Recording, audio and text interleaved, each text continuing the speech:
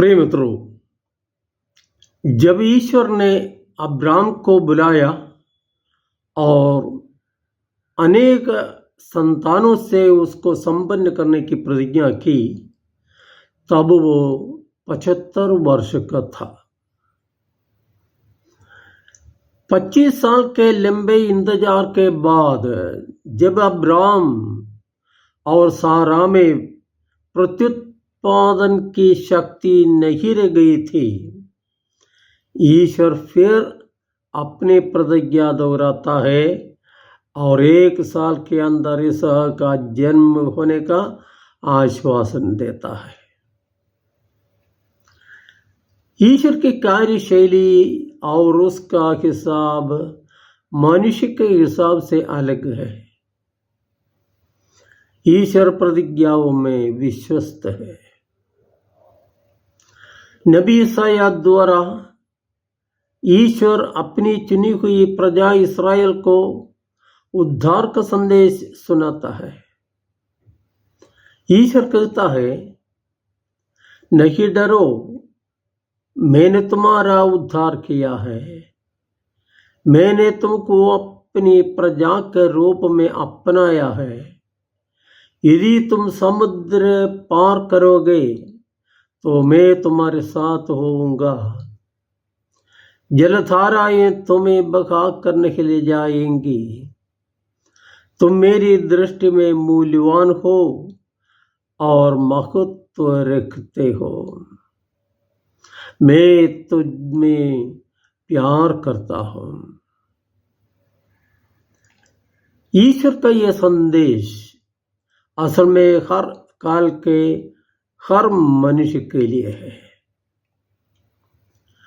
मुक्ति का यह संदेश, ईश्वर के सामीप्य का यह खुशखबरी परिवार के हर सदस्य को मसीह के प्रेम से जोड़ती है।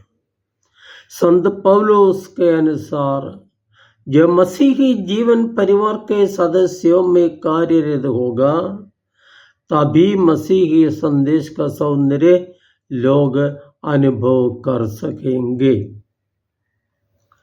सृष्टि के प्रारंभ में ईश्वर ने आदि मनुष्य को मुक्ति का जो संदेश दिया था, मुक्तिदाता को भेजने की जो प्रतिज्ञा की थी, वो इब्राहिम की विशेष बुलाहट के समय से एक निश्चित रूप धारण करने लगी और ये योजना नबियों तथा धर्मात्माओं के द्वारा आगे बढ़ाई गई। और समय की पूर्ति में वो संदेश मसीह के अग्रदूत यूहन्ना बपतिस्ता के जन्म का शुभ संदेश तक पहुंच गया।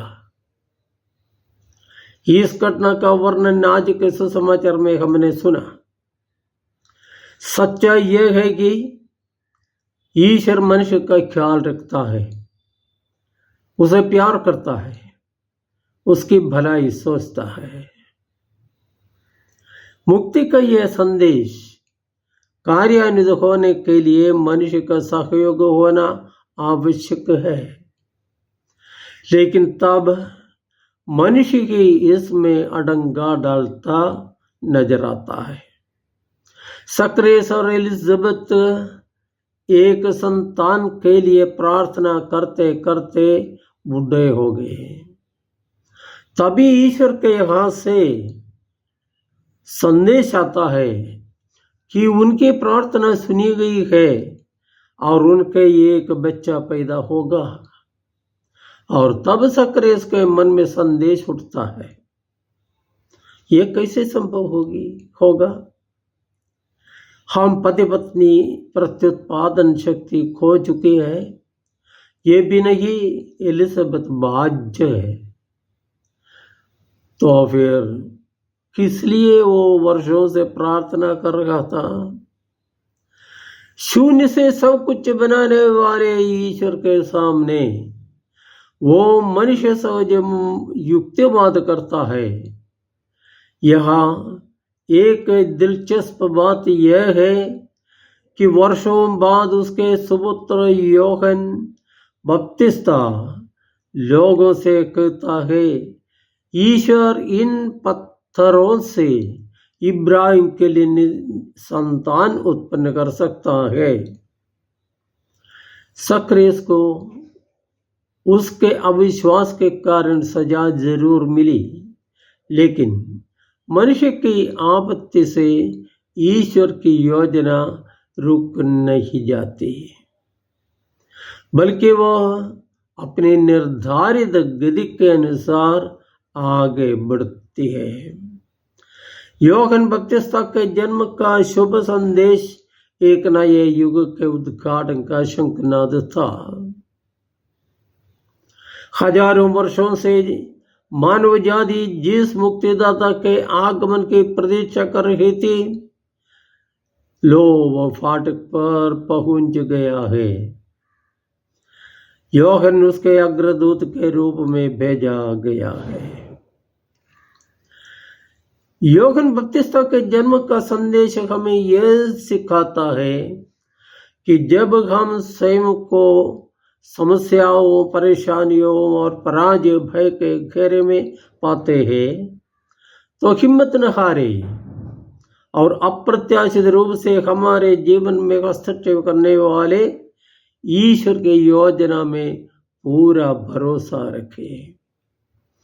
आइए हम मनुष्य की खोज में धरती पर उतर आने वाले ईश्वर पुत्र का स्वागत करने के लिए अपने आप को तैयार करें।